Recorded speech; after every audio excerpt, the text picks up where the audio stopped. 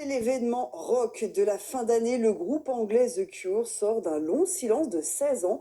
Le groupe culte des années 80, qui fête ses 45 ans de carrière, dévoile ce soir en streaming son dernier album, Songs of a Lost World, un album très attendu par les fans du monde entier. Laurence Boulet.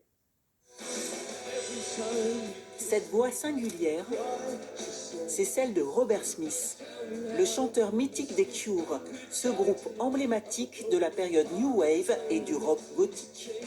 Formé en 1978, The Cure, c'est une longue carrière jalonnée de succès.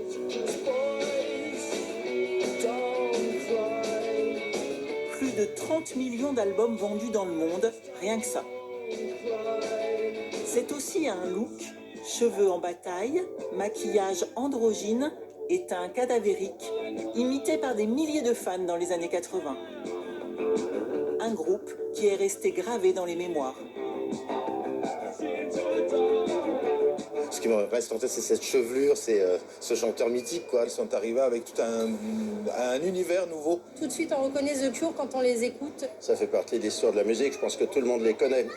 Tout le monde les a déjà entendus au moins une fois, ou s'en souvient, ou les aime sans savoir que c'est eux.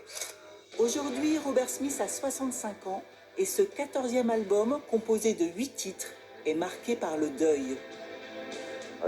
J'ai écrit ça d'un seul jet. J'étais dehors et je me suis dit, c'est ça que je ressens. Où est passé le jeune homme que j'étais?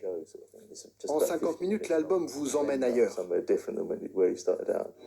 Depuis son premier single, le chanteur est obsédé par la mort et la solitude. Ses textes sont souvent très sombres. Il dit lui-même avoir pris conscience du monde extérieur, il était dans sa bulle.